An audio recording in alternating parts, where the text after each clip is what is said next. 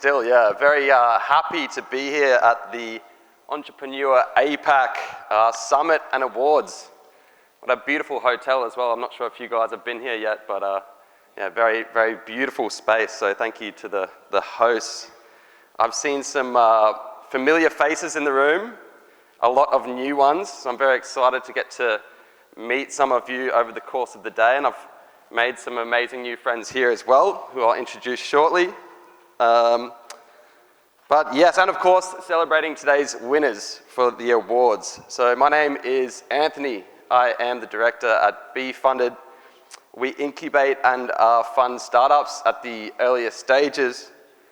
I've been extremely, extremely lucky in my career, and still am, to work with some amazing founders and companies that are bringing incredible innovations to the world, specifically impact companies, working to make the world an incredibly more beautiful place.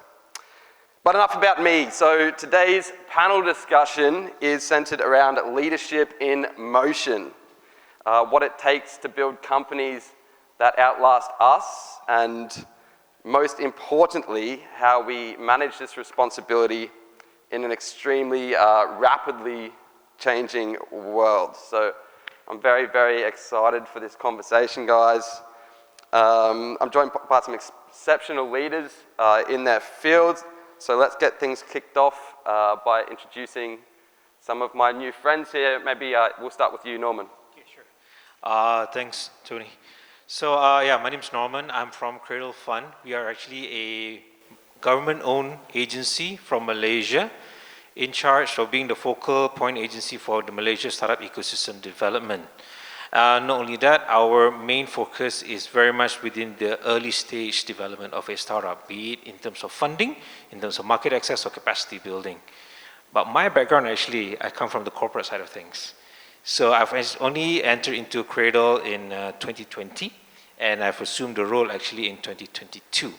So, but then again, in 2021 is when we actually really grew really large. Because historically, we've been funding, giving out grants and everything, but we've now moved on towards being an ecosystem builder, leading Malaysia's government push towards building the startup ecosystem. And not only that, not to make this too long, in 2025, we were actually leading the region as well to build up the ASEAN startup ecosystem together with all ASEAN member states. Yeah, that's my intro. Amazing, thank you, man. Nigel. Hey everyone, I'm Nigel. So this year marks the 10th year of my entrepreneurship journey. So after exiting the first startup, I now run a company called NGH Ventures. So at NGH Ventures, we actually have technology and education-based businesses under our group.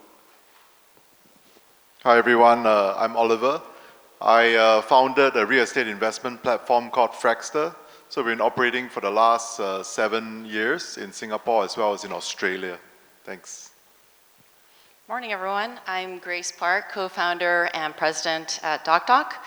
DocDoc is a health insurance technology solution company, and what we do is we empower patients with data using cost and quality data to ensure that medical costs go down, and we delight patients along the journey.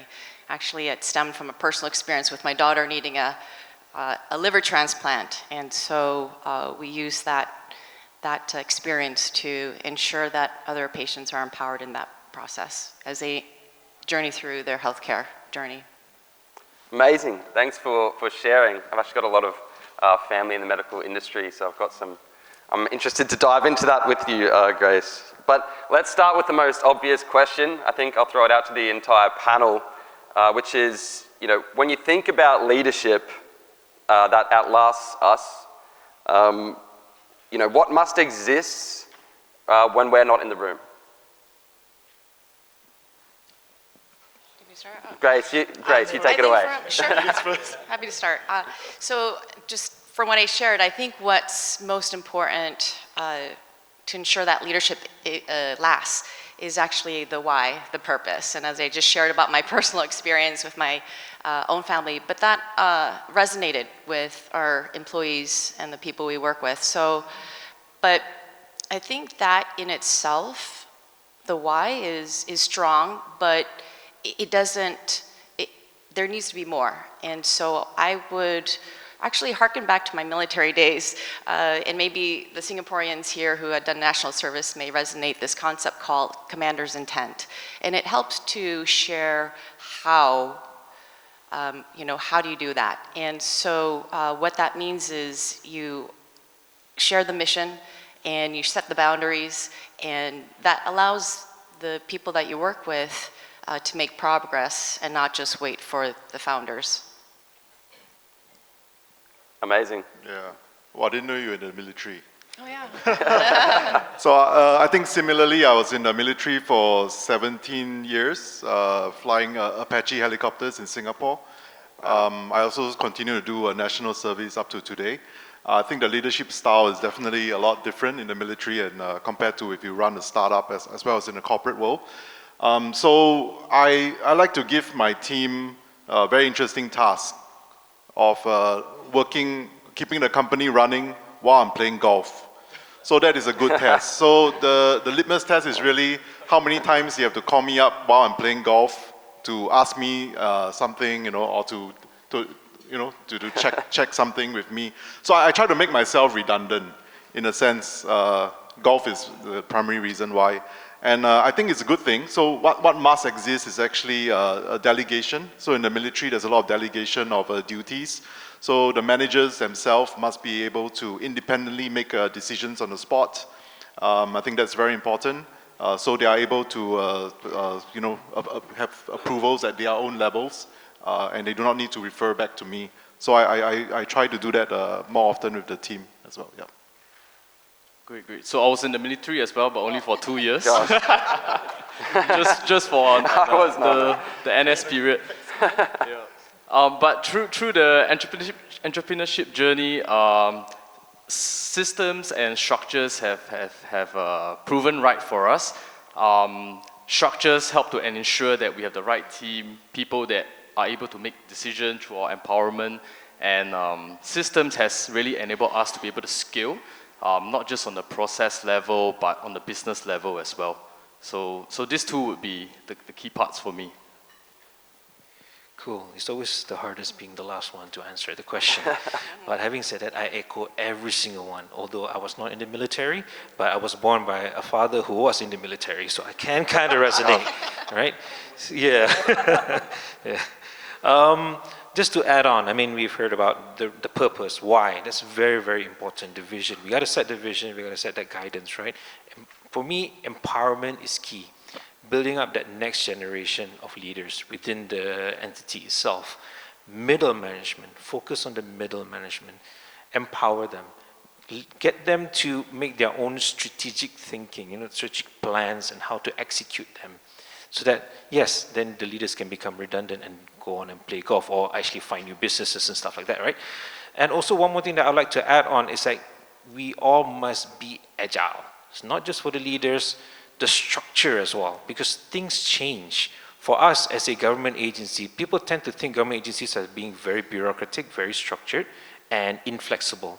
But for us, we have to change almost every year to adapt to the expanding of mandate. Economic situations tend to change, so we have to adapt to the programs that we do, the things that we offer for our stakeholders. So agility here is key, while remaining strong with our integrity. That's another one I would add, yeah. Amazing. Thank you for sharing, guys. Obviously, we've all learned something here that the military breeds amazing entrepreneurs, apparently, which is, it's got me thinking maybe I should have taken that track, but thank you for sharing, guys. Grace, I want to throw one to you. With the working in healthcare, being an very widely recognized thought leader in the space.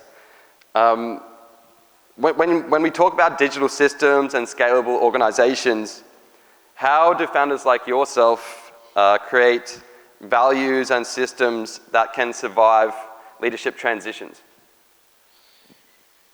Sure, I think it actually starts from how the culture is on the day-to-day, and culture is just another way of saying what are the habits or what do you see repeated in your organization. And for us, it's actually quite simple. It's one, show up on time. Two, assume good intent. Three, do what you said you were going to do. And so it does sound super simple, but I think that what you practice when it's a low stress or it's just normal day-to-day operations, this culture of the company, it really determines how trust holds when you're in a high pressure situation. So those are some of the things I would say. Got you. And do you encourage within your organization like autonomy for your employees, and you can then identify where they step up, to take on leadership positions or be able to transition into those positions? Yes, and I think that's very important. So I agree with what was shared earlier. So I need to remove myself from the day-to-day routine decision-making to come to events like this. But also, it's also about spending the time or having the bandwidth to be able to think through strategic challenges or upcoming bottlenecks per se, right? So by doing that, it's quite important to actually allow the team to have an opportunity to make these decisions, right? Do you give the space for them to be able to take ownership of their decisions? And I think also, is it a learning organization? And can they make some of these mistakes, learn from them? And is there a proper learning feedback loop in order to allow them to grow in their role? Totally. I think this is a great segue to you, Oliver, and what you were saying before. I see us playing a few rounds of golf in the near future. I need to learn how you're doing this, because I find it myself a lot of the time in the business. But I would love to get your perspective on this, because you did touch on it. So, working in your industry, which is obviously very structured investment environments, governance heavy, obviously. Do you agree with Grace? And how do you reinforce these organizational values or continuity within your employees that allows you to be out on the course? Yeah, I think it's a little bit of leadership by example, because the employees do observe your reaction, what you say, even subtly. You may not even be consciously trying to say it, but they may pick up hints of certain things that you do or you say, and they sometimes they can internalize it. Like if the boss is someone with a very high integrity, then they would want to, try to carry on that value in whatever they do. But if the boss is shifty, right, he does things not by the book, then this kind of culture will, this kind of value system will also be translated to the employees as well. So I think leading by example is a very important part, of trying to align the entire company's value. You cannot preach one thing and then do something else, and then everybody will be like, what's going on, right? Yeah. Confuse everyone. Makes a lot of sense, and I agree completely. Let's move on to you, Nigel, my friend. So, Forbes 30 under 30, I believe. You're probably one of the youngest people in the room, for sure. You've built and scaled ventures. You began your entrepreneurial journey when? 22? 22, yeah. 22? Right out of army. Okay. Oh, there you go. All right. Shit, gosh, you're making us all feel old, man. You've experienced leadership in environments ruled by and defined by speed, rapid growth, uncertainty, and few leaders, I would say, get that kind of intensity that early or that fast, right? So from your perspective, what strategies keep your teams aligned and motivated, during growth and uncertainty? All right, so interestingly, I've actually been on both sides of the situations, both rapid growth and uncertainty. The commonality that I saw through both was actually communication and foresight. Communication has always been easy from top down, right? But what I came to realize is that there needs to be a strong avenue, a clear avenue for communication to come from bottom up as well. Whenever we make a plan, be it growth or for pivoting, we always involve the team in part of shaping the plan, right? Rather than just them hearing the plan, because what contributes to the success of what needs to be done often should be a vision that they can see for themselves and a vision that's aligned through the organization. In rapid growth stages, there are easily a lot of motivational factors for individuals, right? I believe motivation comes from new challenges, new roles, new expansion plans, right? And often team members can only get to experience this growth or this motivational factor when they can step out of what they're doing day to day. Right, so going back to what I shared earlier, we focus a lot on structures and systems because this unlocks capabilities for not just myself, my business partner, but the team to progress forward. Amazing. And does this change from, a team of 3 founders to a team of 10 to 20 to 50? Like, I'd like to ask everybody actually, like, how does this scale? Do organizational values change as you scale up? Everybody loves to talk about corporate culture when things are going great, or you hear about it when they're terrible. But, at what point do you think it becomes most important to be instilling and really focusing on this culture? And I'll open that up to the entire panel. Maybe you can start off, Nigel. Yeah. So back in my first venture, we did not have any structures or any proper sort of hierarchy and things like that, right? And then we thought that it was perfectly fine up to when we hit about 30 packs, and then we realized, oh no, it's getting quite messy, right? So that's where we start to look into really implementing leadership layers, more structured mechanics on how we carry out, as small as like annual reviews, remunerations and all that. And slowly, once the structure, the foundation is in place, we just kept adapting it as our business goes. Yeah, I think a lot of, every individual have their own value system. They have their own background, they have their own, some people, when we started out, we have been hiring from all sorts of places, right? From banks, from the real estate industry and all that. And these people already come with their own set of value systems.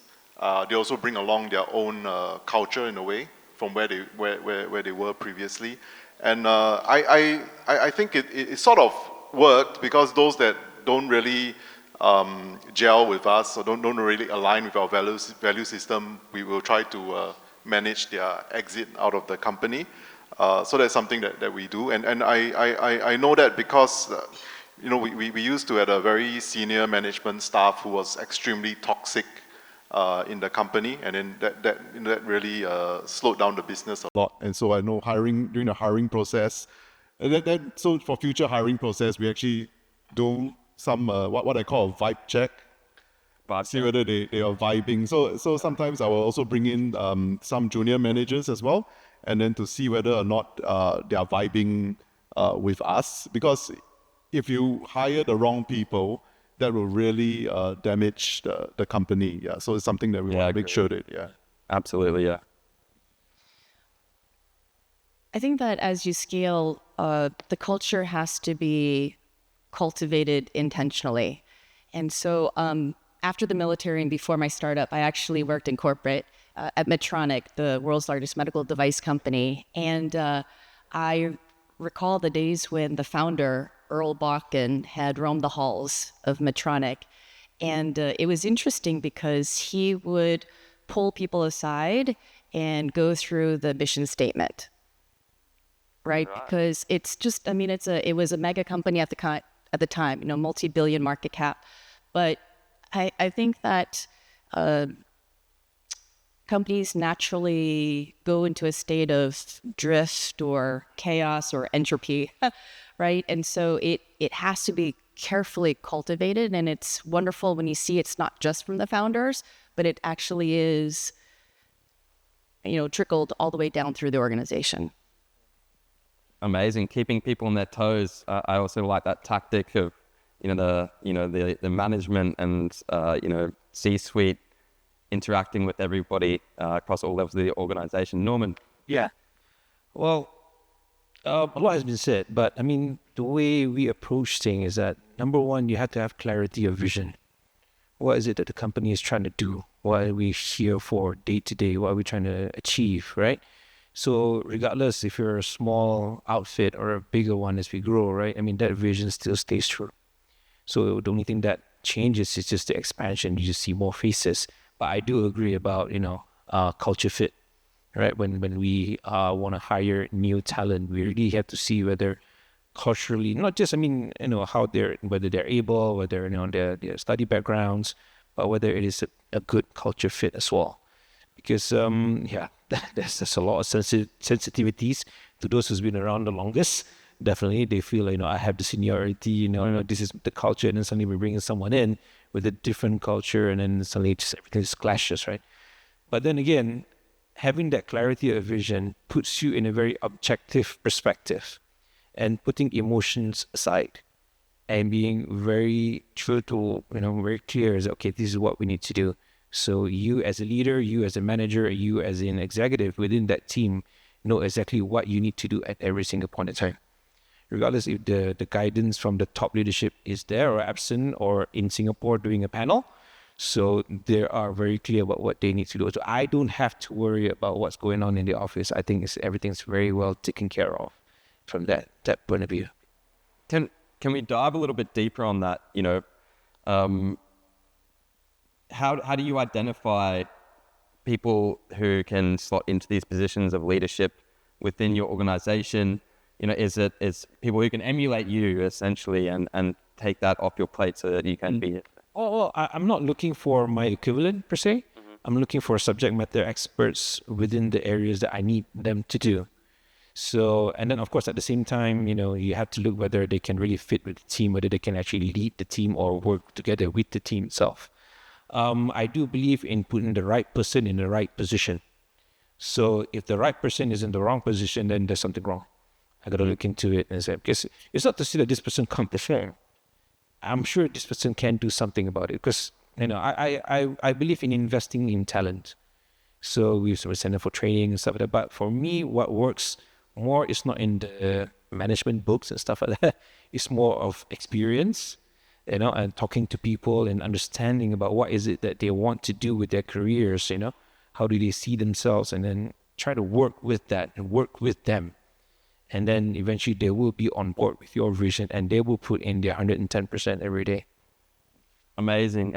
I'll throw this one to you, Grace. Do you agree with this? I mean, with in like an industry like healthcare that's obviously very regulated, I'm sure you agree. But identifying people who can step into leadership positions, does it take is it more of the history that they've had, their qualifications? Like, what plays into your decision making here? Pattern recognition matters here. So we've framed potential candidates in 3 buckets. 1 is never seen it before, never done it. 2 is seen it before, but never done it before.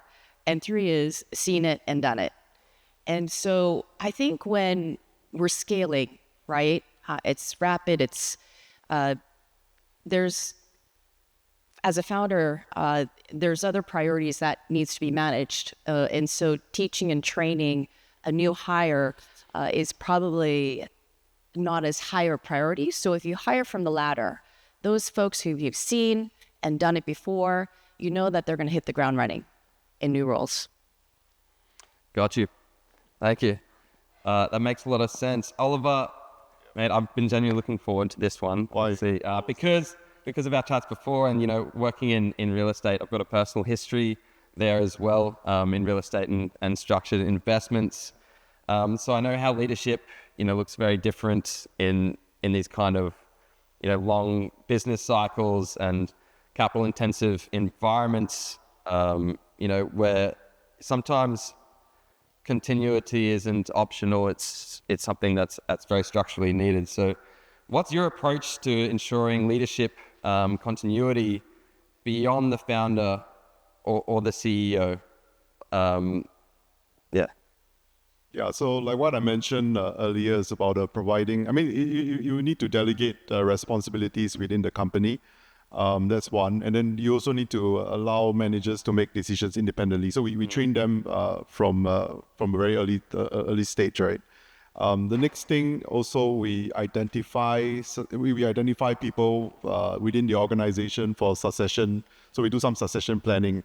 So we actually, during the appraisal and during or like conversations with them, we do tell them that, hey, we think that you're doing very well in the company. This is the type of position that I want you to take up in, say, 5 to 10 years, and so they can work towards that goal. So I like to hire. I like to promote from within the organization rather than hiring somebody in, because that would really disrupt the culture as well as the loyalty within the company. It really looks bad, right? If somebody has been working for you for the last 8 years and then you hire somebody and throw him on top, that may not be as competent as them. So that's something that we are quite mindful of. So I was very adamant to be able to identify individuals within the organization and groom them towards these leadership roles in the company. Yeah. Thank you. Yeah, it makes sense. I might swing this one to Nigel. Because you scaled so young and so early, when do you think founders should start thinking about identifying and developing future leadership talent or management positions? Does it start, again, back to that question of is it the 10-person team, the 20-person team, and how did you roll that out in your experience? Yeah, so I think it depends a lot on the head count that you have at that point of time. So back when we were below 30 packs, it was just a very flat structure right up to just my my co-founder and myself, right? But beyond that, and when we reached about 100 over packs, that's when the leadership layers really came into play, right? Because there is only so much things that the founders can handle for a business, and the empowerment to the middle management, to the higher management would then truncate down, right? And of course, that's where more alignment is actually needed. Absolutely. So Norman, coming back to you, my man. Obviously the big elephant in the room, and we've spoken about it and heard about it already, is AI. The AI agents, everything rolling out, and so I want to know, as leaders, guys, how do you maintain effective decision making when there's so much disruption, and transformation like we're seeing now? I know it's a very broad question, but I'd love to dive into it. We've got a lot of conversations about AI, right? I mean, as a leader, right? You got people underneath you trying to do their work, sending out deliverables and stuff like that, right? So here you are trying to make a decision based on all that, if I were to open a file and see something like, oh, this is really, really nice. And then when I had a question and I asked the person, I said, okay, why did you do it this way? Actually, I don't really know why. That's what ChatGPT came up with. Yeah. So that's kind of okay, great. I can understand AI being a really, really good tool. But then again, how does it advance you as a person?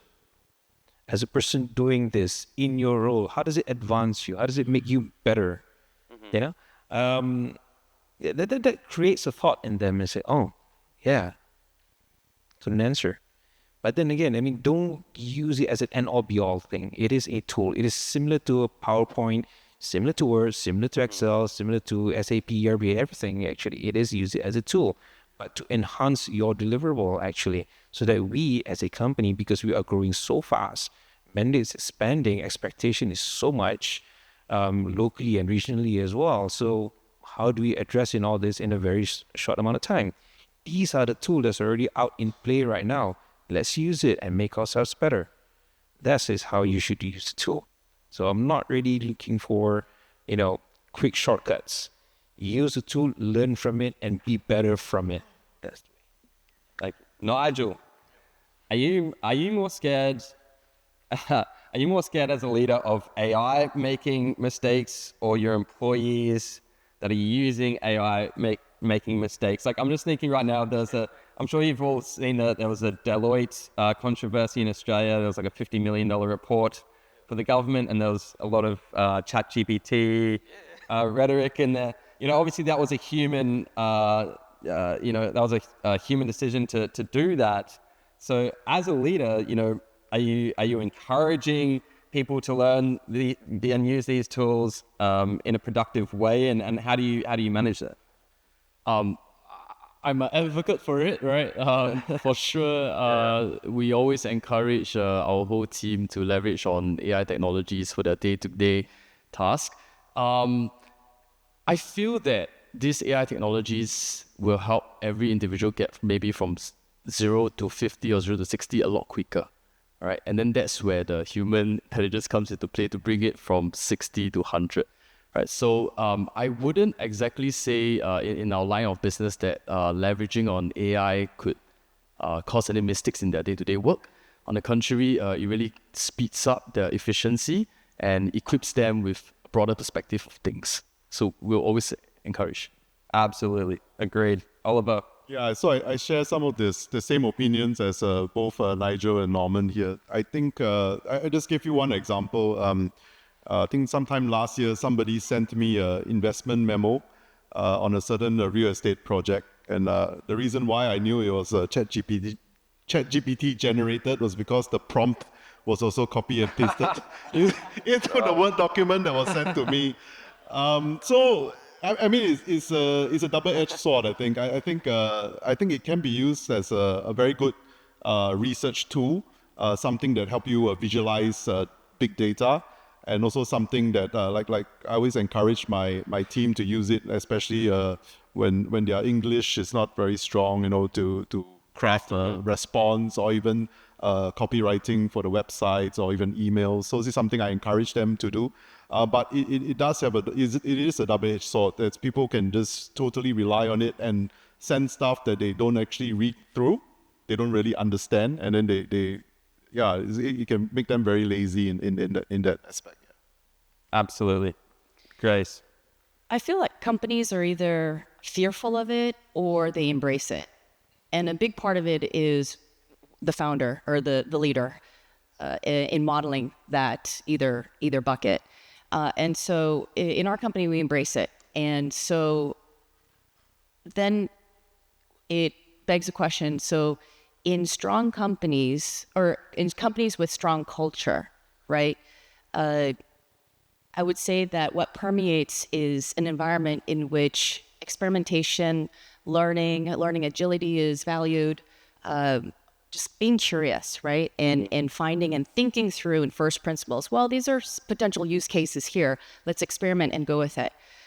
I find that though in companies with weak culture, that's where you have this fear of failure, where you have this finger pointing and politicking. And so that's the kind of, I think, a pathway where I think any organization moving in this next generation of AI, we would want to hopefully avoid. But it essentially starts from the top. Absolutely. Agreed. We've actually started, it's interesting because everyone says, AI is going to be replacing humans and it's going to make things cheaper. It may just be this transitional period, but we're paying more than ever. All of my employees come to me, hey, we need a subscription for this, for that, this. And it's like, absolutely, go out and learn it. And I think it's amazing. And we've actually, we've started giving bonuses to employees if they can show us that they've learned something and they're using a tool effectively that they didn't do before or that we weren't aware of. I think it's really important, as things are so rapidly changing and every week it's something new. Like as a leader, it's hard to stay on top of these things. So encouraging your employees to do so, I think is truly effective. But Grace, I just want to ask, because obviously in healthcare, it's, the stakes are super high. If you were to be getting a ChatGPT prompt, I'm sure that there'd be a lot of issues there, not only regulatory, but ethically, morally. So do you have to keep a closer eye on what tools you're using and how you're gatekeeping data, for example? Is that something that you need to focus on?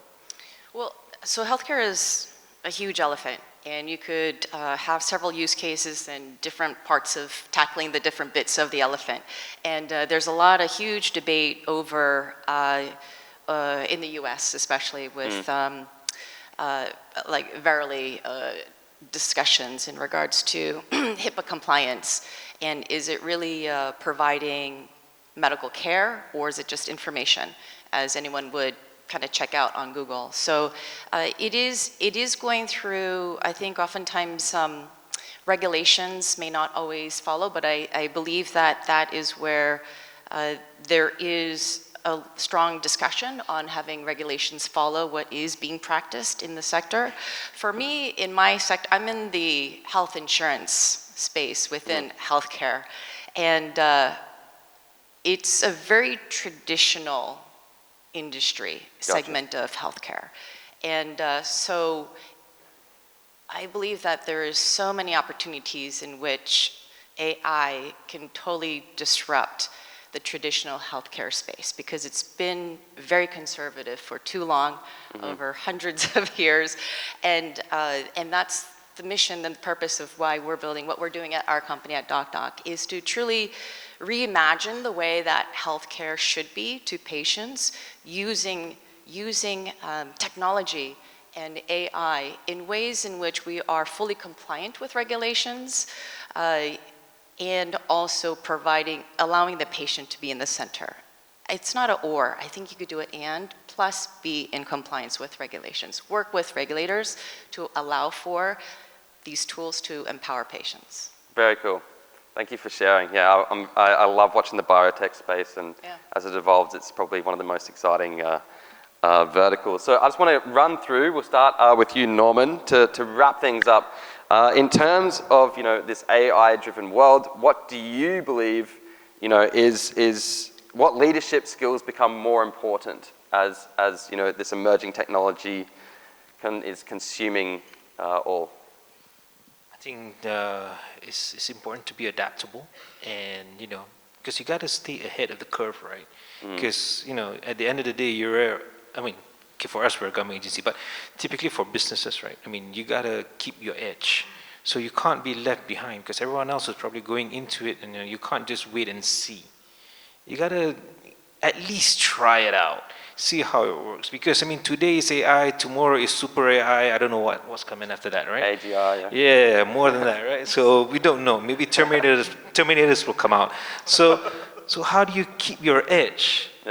Being a business, and so as a leader, you really got to be on top of things. You got to keep yourself updated, because your whole team is looking at you to guide them, to steer them through this, open waters and seas and stuff like that. Maybe in the future, space, who knows, right?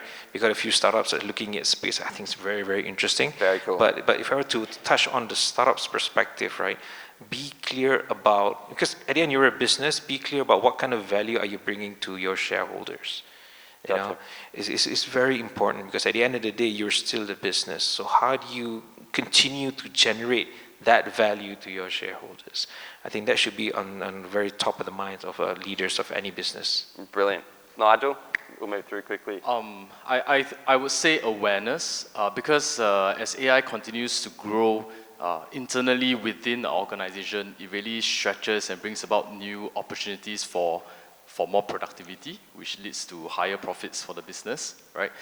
Externally, being aware is really about the health of the business, right? AI is growing, like Norman said, super AI may come out, and one day you never know if it replaces the business model that you have, right? So that's my point of view, both internally and externally. Brilliant, thank you. Oliver? Yeah, I think AI is something that we have to embrace, but do check what you send to your boss. Great point. And Grace, we'll wrap it up with you.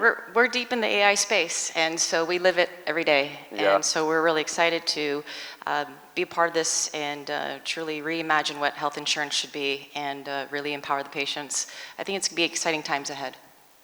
I agree. Super, super exciting times ahead. We'll wait and see what happens over the next 6 and 12 months. I'm sure it's going to be a completely different field, and we'll be back here having a similar but different conversation. Thank you so much for joining us today, guys.